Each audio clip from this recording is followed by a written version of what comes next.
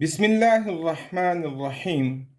Dear students, we are going to start chapter number 9 of ninth class mathematics book. This chapter is about similar figures. छोटा सा तारुफ लेते हैं, फिर detailed discussion इस chapter में होगी. फर्स्ट ऑफ ऑल जानते हैं अबाउट पॉलीगॉन्स. पॉलीगॉन्स कैसी शेप्स को कहते हैं? A polygon is a two-dimensional closed figure made up of straight line segments. Polygon do not have curved sides. कुछ एग्जाम्पल्स आपके सामने हैं. अब देखें, इन तमाम फिगर्स में स्ट्रेट लाइन सेगमेंट्स यूज हुई हैं, कोई भी कर्व यूज नहीं हुआ. All these types of figures are known as polygons. Triangle, square, pentagon, hexagon, octagon, जिसमें स्ट्रेट लाइन सेगमेंट्स यूज होंगी, ऐसी क्लोज्ड फिगर को पॉलीगॉन कहते हैं. तो इस रोशनी में circle, it is not a polygon. ये देखिए, ये दो स्ट्रेट लाइन सेगमेंट्स लिए और एक कर्व यूज कर ली. अब ये जो शेप बनी, it is not a polygon because in polygon curved are not used. Okay, ये था पॉलीगॉन का तारुफ. उसके बाद है similarity of polygons. Similar figures क्या होती हैं? Similar figures have same shape but do not necessarily of same size. इनकी शेप तो एक जैसी होती है, लेकिन साइज एक जैसा हो या ना हो कोई फर्क नहीं पड़ता. फॉर एग्जाम्पल, ये देखिए, ये एक ट्रायंगल है, ये एक और ट्रायंगल है. तो आप देखिए, both are of same size and same shape.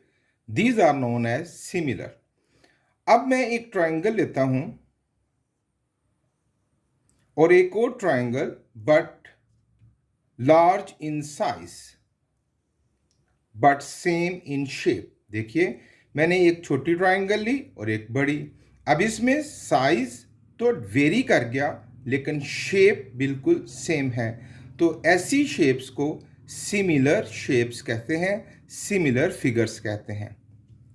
लेकिन अगर मैं एक ट्रायंगल लेता हूं और एक और ट्रायंगल ली, आप देखिए, they are different in shapes. तो ऐसी शेप्स को नॉन सिमिलर फिगर्स कहते हैं. तो similarity of polygons, similar figures have same shape. उनकी शक्ल तो एक जैसी होती है, but do not necessarily of same size. Size एक जैसा हो या ना हो, उससे फर्क नहीं पड़ता. Two polygons are similar. अब पॉलीगॉन्स कब सिमिलर होते हैं? Two polygons are similar if their corresponding angles are equal and the corresponding sides are proportional. जो एग्जाम्पल्स मैंने आपको पहले दी, आप उनमें भी देखें कि ये जो कॉरेस्पॉन्डिंग एंगल्स थे, ये इक्वल थे, तभी तो शेप एक जैसी बनती है ना. अगर मैं एंगल चेंज कर दूं, ये देखिए, यहां और एंगल और यहां और एंगल, तो शेप डिफरेंट हो जाती है. तो सिमिलर पॉलीगॉन्स या सिमिलर फिगर्स में कॉरेस्पॉन्डिंग एंगल्स इक्वल होते हैं एंड साइड्स आर प्रोपोर्शनल, यानी जो साइड्स में रेशियो होती है वो बराबर होती है. तो यही यहां पर लिखा है, two polygons are similar if their corresponding angles are equal and the corresponding sides are proportional. आपके सामने कुछ एग्जाम्पल्स हैं. ये सिमिलर फिगर्स हैं क्योंकि इनके कॉरेस्पॉन्डिंग एंगल्स इक्वल हैं, देखने में भी आपको एक जैसी नजर आएंगी. ये सिमिलर फिगर्स हैं, छोटी बड़ी हैं, डोंट वरी, लेकिन इनके कॉरेस्पॉन्डिंग एंगल्स एक इक्वल हैं और जो कॉरेस्पॉन्डिंग साइड्स हैं वो प्रोपोर्शनल हैं. बट इन दिस केस आप देखें, ये शक्ल एक दूसरे से मैच नहीं कर रही. These are not similar figures. क्योंकि इनके कॉरेस्पॉन्डिंग एंगल्स इक्वल नहीं है। हेयर इज आल्सो, ये दो डिफरेंट शेप्स आपको नजर आएंगी क्योंकि इनके कॉरेस्पॉन्डिंग एंगल्स इक्वल नहीं है। ये तारुफ करवाया पहचान के व्हाट आर सिमिलर फिगर्स। तो सिमिलर फिगर्स में या सिमिलर पॉलीगॉन्स में कॉरेस्पॉन्डिंग एंगल्स इक्वल होते हैं और कॉरेस्पॉन्डिंग साइड्स प्रोपोर्शनल होती हैं। इन्हीं बातों को हम डिटेल डिस्कस करेंगे इस चैप्टर के अंदर। Let's start.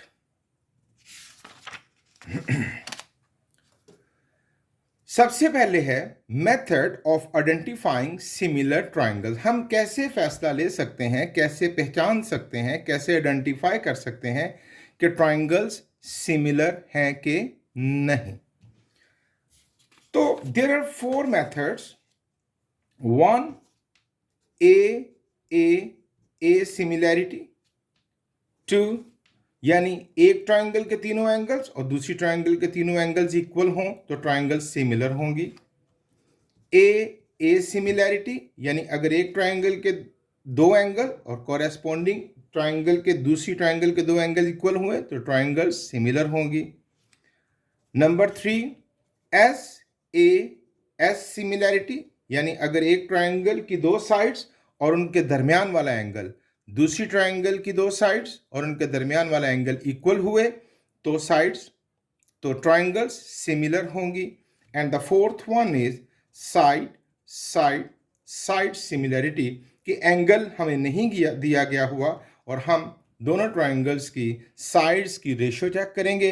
अगर वो प्रोपोर्शनल हुई तो ट्राइंगल्स सिमिलर होंगी।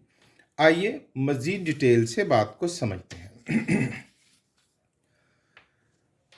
Number 1, angle similarity. If all 3 corresponding angles of 2 triangles are equal, अगर दो ट्राइंगल्स में तीनों एंगल्स आपस में इक्वल हैं, the triangles are similar, the triangles similar होंगी।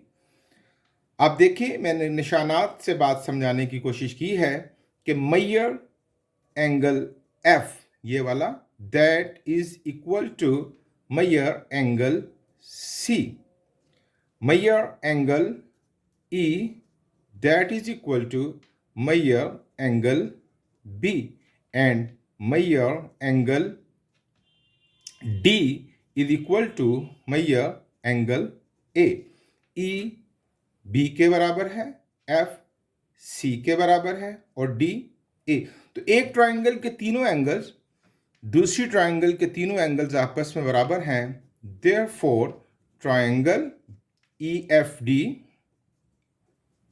is similar, it is the symbol of similar, is similar to triangle BAC।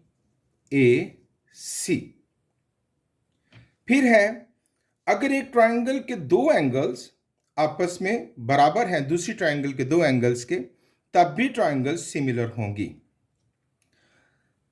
इसमें देखिए, measure angle E is equal to measure angle B and measure angle D is equal to measure angle A। तो जब किसी दो triangles की correspondence में दो दो एंगल्स बराबर हों तो तीसरा डेफिनेटली बराबर होगा। मेजर एंगल F डेफिनेटली बराबर होगा मेजर एंगल C के। ये डेफिनेटली क्यों बराबर होगा? क्योंकि यहां एक रूल यूज होगा, सम ऑफ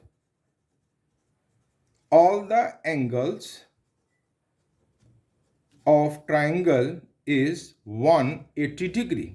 किसी भी ट्राइंगल के तमाम एंगल्स का सम 180 होता है। तो चलिए इस बात को थोड़ा सा और समझते हैं। फॉर एग्जाम्पल, ये एक ट्राइंगल है, ये एक और ट्राइंगल है।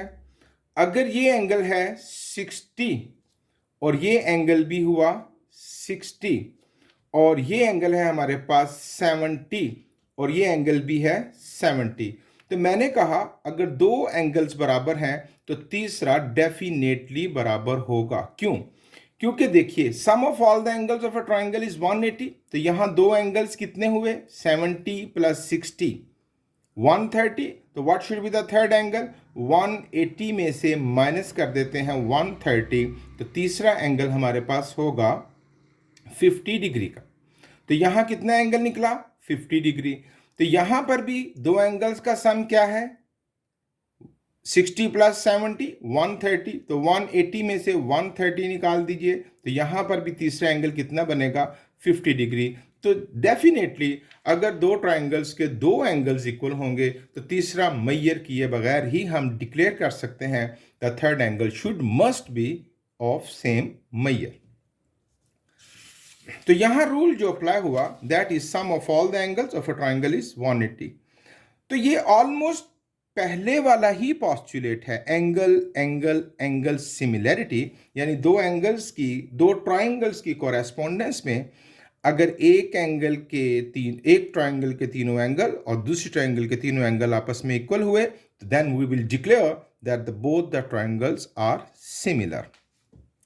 और अगर दो एंगल्स आपको पता चल गया है कि इक्वल हैं, तो थर्ड डेफिनेटली इक्वल होगा, because sum of all the angles of a triangle is 180 degree. दो रूल सीख लिए हमने। Third one is SAS, side angle side similarity, means अगर दो ट्राइंगल्स की कोरेस्पोंडेंस में दो साइड्स और उनके दरमियान वाला एंगल, दूसरी ट्राइंगल की दो साइड्स और उनके दरमियान वाला एंगल, ये अगर आपस में इक्वल हुए तो हम कहेंगे कि ट्राइंगल्स आर सिमिलर। तो आइए चेक करते हैं कि क्या इन साइड्स में और इन साइड्स में रेशियो सेम है क्या। पहली बात तो हमें नजर आ रहा है कि measure angle A is equal to measure angle E, ये निशान बतला रहे हैं। अब इन दो साइड्स में रेशियो चेक करते हैं। ओके, मैयर ई एफ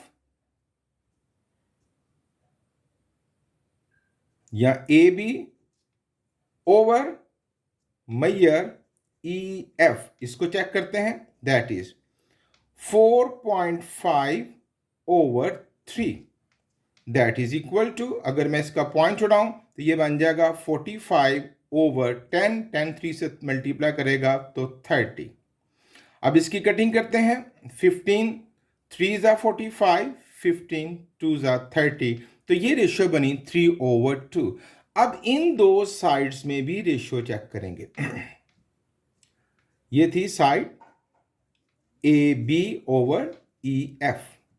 अब इन दो साइड्स में ये क्या है? मैयर ए सी ओवर मैयर ई जी, ए सी ओवर ई जी, तो ये क्या है? 6 over 4, that is equal to 2 3 ज़ा 6, 2 2 ज़ा 4। तो देखिए कि दो साइड्स में जो रेशियो है वो इक्वल आई और उनके दरमियान वाला एंगल भी इक्वल है। So we will declare the triangle A B C is similar to triangle E F ji.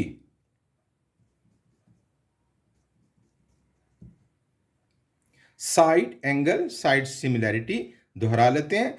If the ratio of two corresponding sides, ये देखिए ये और ये कॉरेस्पॉन्डिंग साइड्स हैं, ये और ये कॉरेस्पॉन्डिंग साइड्स हैं, अगर इनकी रेशियो बराबर हुई and their including angle are equal और उनके दरमियान वाला एंगल भी इक्वल हुआ, then the triangles are similar. तो हमने ए बी की रेशियो ई एफ से चेक की और ए सी की रेशियो ई जी से चेक की, दोनों रेशियो सेम आई और उनके दरमियान वाला एंगल भी इक्वल है, तो by triangles are similar. Fourth possibility, side side side similarity. अब हमें कोई भी एंगल नहीं दिया गया हुआ, अब हम तमाम कॉरेस्पॉन्डिंग साइड्स की रेशियो चेक करेंगे। अगर वो रेशियो हमें सेम मिल गई, then we will declare that all the triangles are, both the triangles are similar. तो हमें पी आर की रेशियो फाइंड करनी है। पी आर, ये देख रहे हैं ना, ये किसके कोरेस्पॉन्डेंस है? ये एक्स वाई के कोरेस्पॉन्डेंस है। तो हम कहीं से भी शुरू कर लेते हैं। Maihar Q R over Maihar. इस साइड की रेशियो हम किससे चेक करेंगे? जेड वाई से। तो चेक करते हैं, ये बनी 6.5 ओवर 11.7। इनका पॉइंट अगर हम उड़ा दें तो इट बिकम्स 65 ओवर 117। इसको हम डिवाइड कर देते हैं, ये 13 से डिवाइड हो जाएगा। 13 5 जा 65 एंड 13 9 जा 117। ये इनमें रेशियो आई 5/9। अब बाकी साइड्स में भी रेशियो फाइंड करते हैं। Other one is P R, इसकी रेशियो फाइंड करेंगे हम एक्स वाई से। तो measure P R over measure X Y. P R की वैल्यू है 4.5 और एक्स वाई की वैल्यू है 8.1। इनके पॉइंट रिमूव करते हैं, 45 over 81। It is equal to 9 से कट जाएगा, 9 5 जा 45 एंड 9 9 जा 81। दो साइड्स की रेशियो आपस में इक्वल आई, इसकी भी 5/9 थी, इसकी भी 5/9 थी। अब एक साइड रह गई, दैट इज कौन सी रह गई? पी क्यू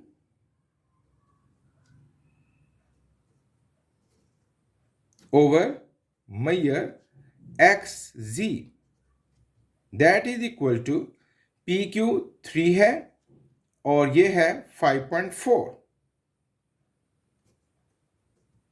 इसका पॉइंट उड़ाएं तो ये ऊपर 10 आएगा, 30 ओवर 54। इसकी कटिंग करें, 6 से कट जाएगा, 6 5 जा 30 एंड 6 9 जा 54। अब देखिए तीनों साइड्स की जो रेशियो है वो बिल्कुल सेम है। तो we will declare that triangle P Q are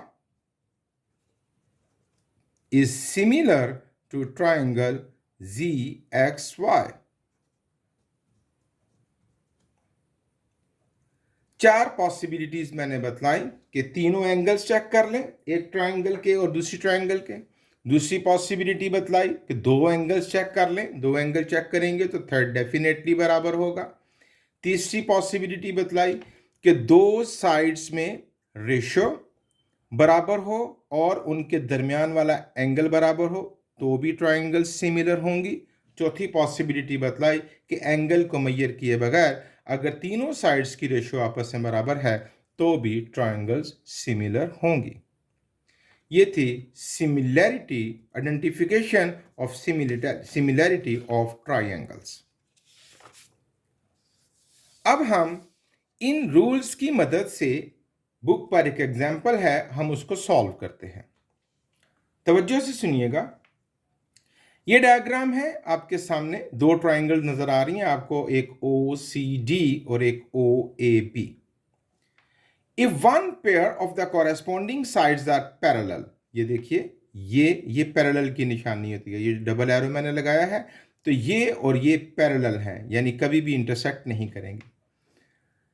If one pair of the corresponding sides are parallel to each other, then the triangles so formed as shown in the figure are similar।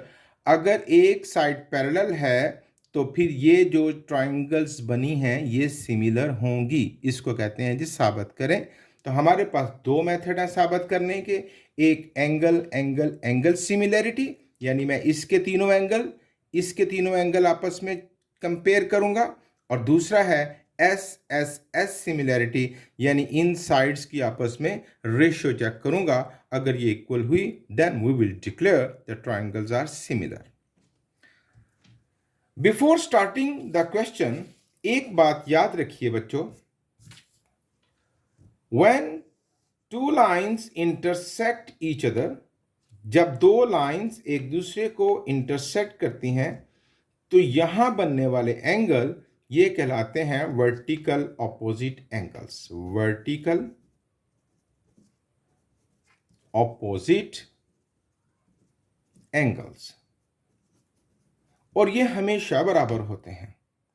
यानी 1 और 2 बराबर होंगे और 3 और 4 आपस में बराबर होंगे। रिपीट करता हूं, if two lines intersect each other then vertical opposite angles are equal in measure, तो वो बराबर होते हैं मिकदार में। नंबर 2,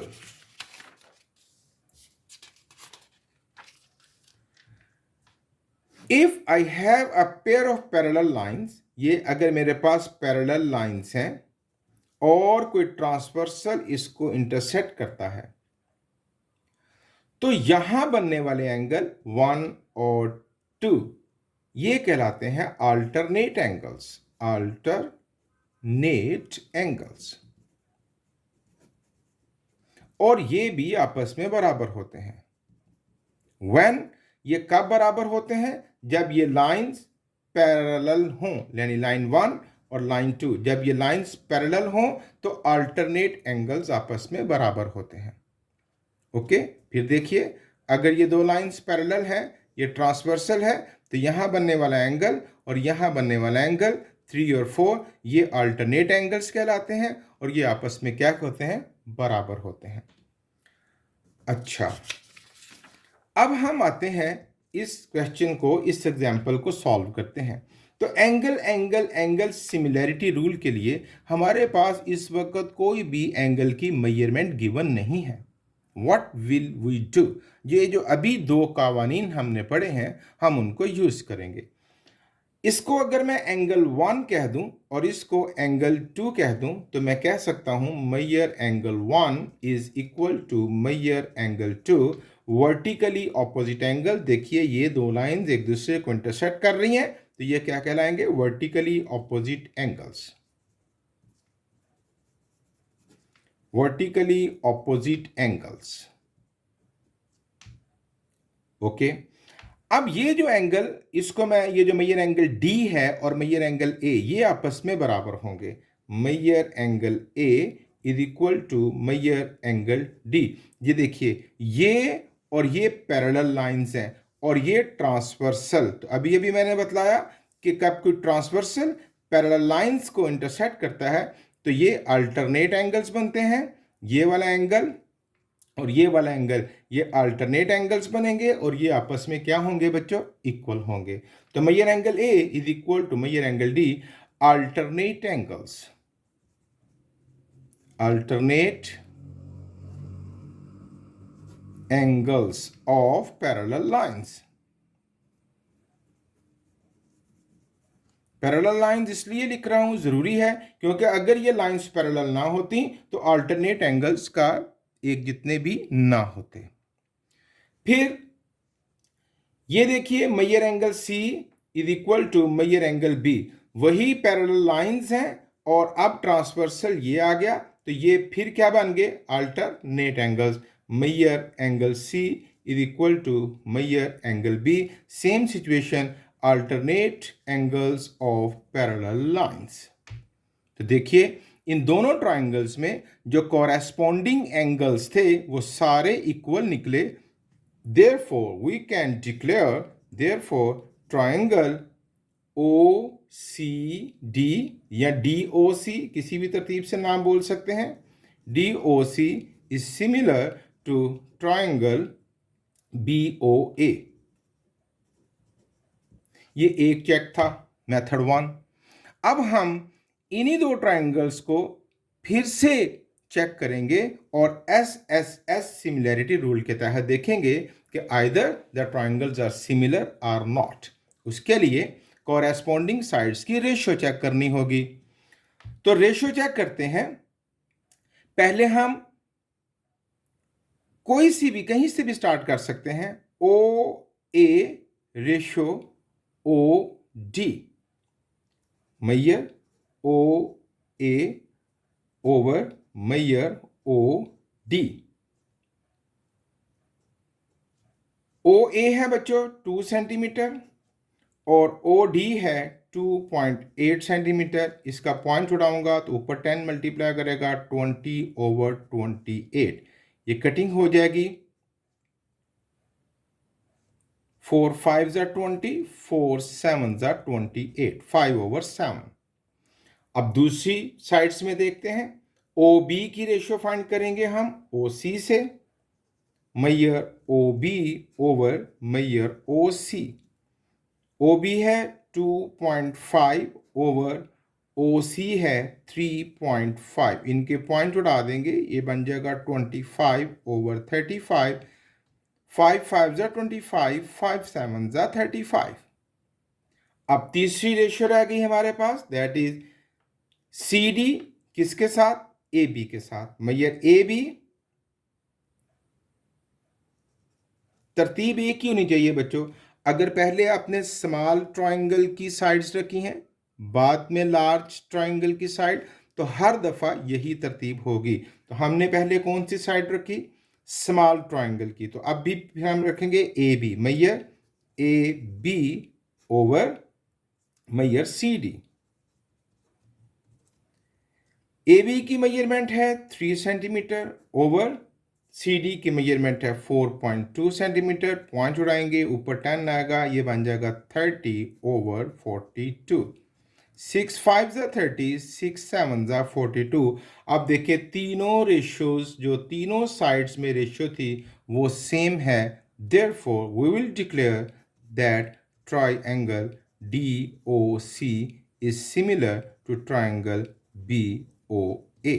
ये दोनों में चेक करना कंपल्सरी नहीं था, हम एक कंडीशन को चेक करके जान चुके थे कि ट्रायंगल्स आर सिमिलर, लेकिन आपके नॉलेज और एक्सपीरियंस को बढ़ाने के लिए दोनों मेथड्स करके आपके सामने रख दिए गए हैं। ये एग्जाम्पल 1 थी आपकी बुक में। अब एग्जाम्पल 2 है, same situation is here and no he is asking about to find the value of x and y। अब यहाँ पर कुछ साइड्स की वैल्यूज नहीं दी, वेरिएबल दे दिया है x centimetre and y centimetre, और इनकी वैल्यूज को हमने फाइंड करना है। तो उसके लिए पहले तो हमें यह जानना है कि आइदर बोथ द ट्राइंगल्स यानी BXC एंड EXD, क्या ये दोनों ट्राइंगल सिमिलर भी हैं कि नहीं। तो हमने अभी अभी देखा कि ये देखिए, ये पैरेलल लाइंस का एक पेयर है ना, BC एंड ED। तो जब पैरेलल लाइंस का पेयर हो तो दोनों ट्राइंगल जो इस शक्ल में बनती हैं, both the triangles are similar. तो हम यहां पर इन शॉर्ट लिख सकते हैं, since BC is parallel to ED, so triangle BXC is similar to triangle EXD। और अगर आप चाहें तो जिस तरह मैंने पिछली एग्जाम्पल में पूरा प्रूफ दिया है आपको वर्टिकल एंगल्स और अल्टरनेट एंगल्स की मदद से, आप वो तमाम स्टेप्स भी यहाँ कर सकते हैं। ओके, अब भाई ट्राइंगल सिमिलर हैं। अब मेरे पास जब ये दोनों ट्राइंगल सिमिलर हैं, देन आई कैन से, जब ट्राइंगल सिमिलर हैं तो इनकी जो कोरेस्पोंडिंग साइड्स हैं वो प्रोपोर्शनल होंगी डेफिनेटली, यानी उनकी साइड्स में रेशियो आपस में इक्वल होगी। तो भाई उस रोशनी में व्हाट विल आई से, BX ये इन ratio, measure BX, sorry capital X, measure BX over measure XD, ये रेशियो बराबर होगी। और फिर measure BC over measure ED, ये स्मॉल m फॉर मैयर होता है, मैयर ED, ये रेशियो बराबर होगी। And the third one is measure XC over measure XE, ये रेशियो बराबर होगी। जरा ध्यान रख लें कि क्या हमने हर दफा स्मॉल तरतीब एक ही रखी है कि नहीं। यहां ऊपर BX यानी स्मॉल साइड ली, स्मॉल ट्राइंगल, नीचे कैपिटल लार्ज ट्राइंगल।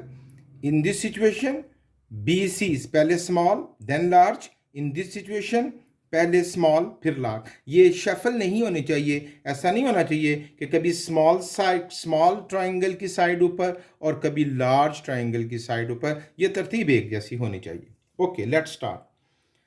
तो B पहले क्या है, BX, यहां से देखते हैं BX it is 2 centimetre over xd, that is y centimeter. Okay, BC, that is x centimeter, over ED, that is 4 centimeter. XC, that is 1.8 centimeter, over XE, that is 2.7 centimeter. 2 over y is equal to x over 4 is equal to, इनके points उठाऊं तो it becomes 18 over 27, और इसकी cutting कर दूं 9 2s are 9 3s are 27, 2 over 3. अब मैं इसको separate कर लेता हूं x और y की वैल्यू फाइंड करने के लिए. 2 over y is equal to 2 over 3 and x over 4 is equal to 2 over 3. यहां से y फाइंड करना है. I will take the reciprocal. y over 2 is equal to 3 over 2. Reciprocal ले लिया, 2 उधर जाके मल्टीप्लाई करेगा. y is equal to 3 over 2 multiply by 2. 2 2 से कट जाएगा और y की वैल्यू आ गई 3. एंड हेयर यहाँ x पहले ही न्यूमरेटर में है, रेसिप्रोकल की कोई ज़रूरत नहीं. 2 over 3, 4 वहाँ जाके मल्टीप्लाई करेगा एंड इट बिकम्स 8 over 3. इनके साथ यूनिट लिख लेते हैं, सेंटीमीटर एंड सेंटीमीटर. आप इसको डेसिमल फ्रैक्शन में भी कन्वर्ट कर सकते हैं. तो ये जो सिमिलैरिटी के कवानीन हमने पढ़े थे, उसकी मदद से हमने 2-3 फिगर्स को भी सॉल्व कर लिया. आगे बढ़ते हैं. अब आ गई सिमिलैरिटी ऑफ क्वाड्रिलेटरल्स. वो ट्राइंगल्स की बातें हो रही थी, अब बात होगी क्वाड्रिलेटरल, 4 साइड्स जिसकी होती हैं. ठीक है, क्वाड्रिलेटरल्स जब भी आपने चेक करनी है तो वहां दोनों चीजों को चेक करना है कि उनके कॉरेस्पॉन्डिंग एंगल्स भी इक्वल हो और कॉरेस्पॉन्डिंग साइड्स में रेशियो भी इक्वल हो.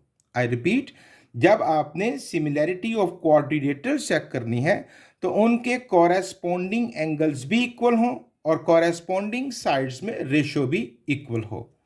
यही लिख रखा है. 2 quadrilaterals are similar when all corresponding angles are equal and the ratio of all corresponding sides are equal. आइए चेक करते हैं. ये एग्जाम्पल आपकी बुक पर मौजूद है और अब हम चेक करते हैं कि either the both the quadrilaters are equal or not, sorry similar or not. उसके लिए हमें 2 चेक करने हैं. चेक 1 कि क्या इनके कॉरेस्पॉन्डिंग एंगल्स इक्वल हैं. चेक 2 कि क्या इनकी जो कॉरेस्पॉन्डिंग साइड्स है उनमें रेशियो सेम है कि नहीं. पहला चेक, कुछ एंगल्स आपको नजर आ रहे हैं इक्वल हैं. जैसे यहां ये साइन 90 का होता है, ये 90, ये 90, 120, 120. यहां ये एंगल्स इसका दिया है, ये एंगल 90 है, ये एंगल नहीं दिया तो ये एंगल नहीं दिया. तो पहले हम इस क्वाड्रिलेटरल में ये एंगल डी को मालूम करते हैं. Measure angle D. ये देखिए बच्चों, क्वाड्रिलेटरल के तमाम एंगल्स का सम 360 होता है. तो हम 3 एंगल दिए हैं, चौथा मालूम करने के लिए हम उसको 360 में से बाकी सबको माइनस कर देंगे. 360 माइनस 90 माइनस 120 एंड माइनस 90. यही 3 दिए हैं ना, 90, 120 एंड 90. तो डी निकल आएगा. तो इट इक्वल टू, इसको माइनस करें तो it is the 60 degree.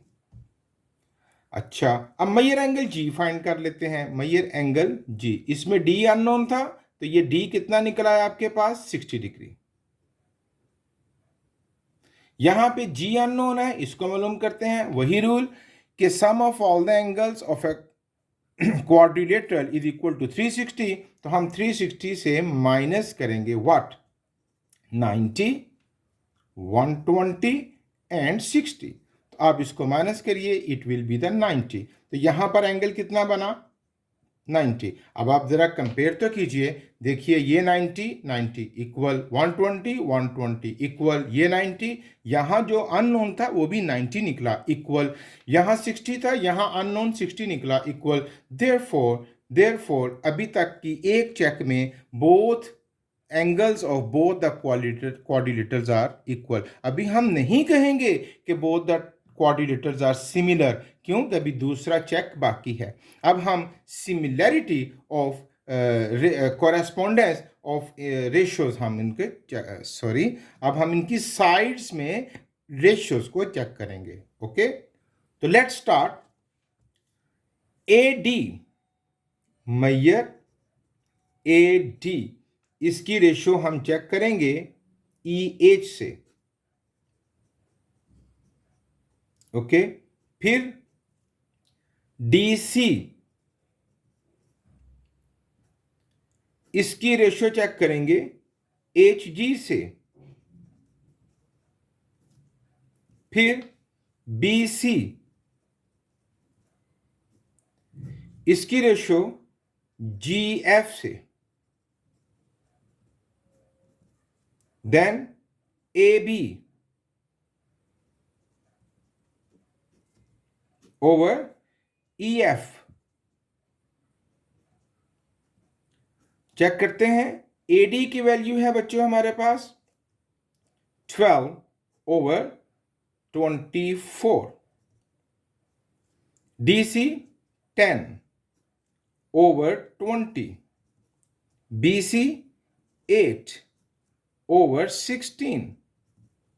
AB 5 over 10.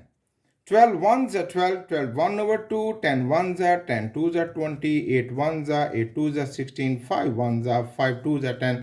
अब देखिए कॉरेस्पॉन्डिंग एंगल्स भी इक्वल हैं and the ratio between corresponding sides भी same है. Therefore, now we will declare that the quadrilateral A, B, C, D is similar to the quadrilateral E, F, G, H. तो quadrilateral की similarity में दोनों चीजें check करनी है कि कॉरेस्पॉन्डिंग एंगल्स भी इक्वल होने चाहिए और the ratio between the corresponding sides वो भी सेम होनी चाहिए.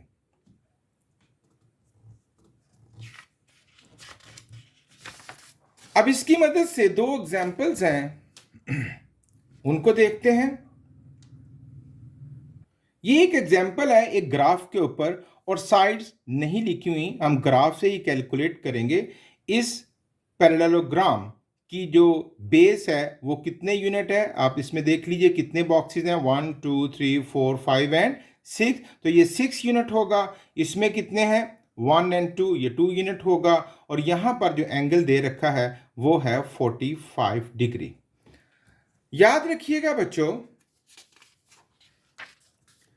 पैरेललोग्राम में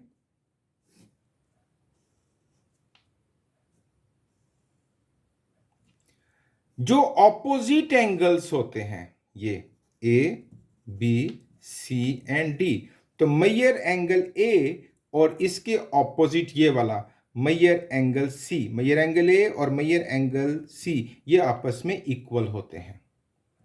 ठीक है. और ये जो एंगल है इसके जो एडजेसेंट एंगल है इसका एडजेसेंट एंगल ये सप्लीमेंट्री होता है. एडजेसेंट एंगल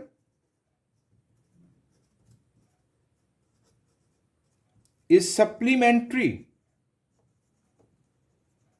मीन्स यानी अगर ये 60 है तो सप्लीमेंट्री यानी 180 में से इसको निकाल दीजिए. ऐसे दो एंगल जिनका सम 180 हो वो सप्लीमेंट्री एंगल्स कहलाते हैं. अगर ये 60 है तो यहां पैरेललोग्राम में अगर एंगल नहीं भी दिया हुआ तो ये 120 होगा. We will calculate it because it is the supplementary. 180 में से 60 निकाल देंगे. अगर ये 50 होता तो 180 में से 50 निकाल देते तो ये कितना बनता हमारे पास 130 डिग्री. अच्छा, अब ये 50 इसका ये B इसका एडजेसेंट सप्लीमेंट्री हो गया 130 और ऑपोजिट एंगल्स बराबर होते हैं पैरेललोग्राम में. तो अब ये 50 तो ये भी कितना होगा 50, ये 130 तो ये भी कितना होगा 130. ये बात यकीनन आप समझ गए होंगे. अब हम एग्जाम्पल की तरफ आते हैं. Find whether the parallelograms are similar. तो हमें उसके लिए इनके एंगल्स भी चेक करने हैं और इनकी कोरेस्पॉन्डिंग साइड्स में रेशियो भी चेक करनी है. तो पहले एंगल्स चेक कर लेते हैं. अगर मैं इसका नाम रखूं A, B, C, D और इसका नाम रखूं ई, एफ, जी और एच, कोई भी रख सकते हैं। तो अगर मैयर एंगल ए और मैयर एंगल ई दोनों बराबर हैं, measure angle A is equal to measure angle E, both are equal to 45 degree, बराबर हुए ना।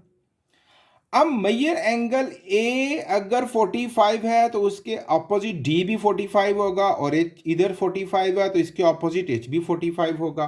तो यहां मैं ये कह लूंगा measure angle D is equal to measure angle H is equal to 45 degree. अब ये दो एंगल्स रह गए। अब ये इसका एडजेसेंट है तो ये सप्लीमेंट्री होगा। अब 180 में से 45 माइनस कर लेते हैं, 180 माइनस 45,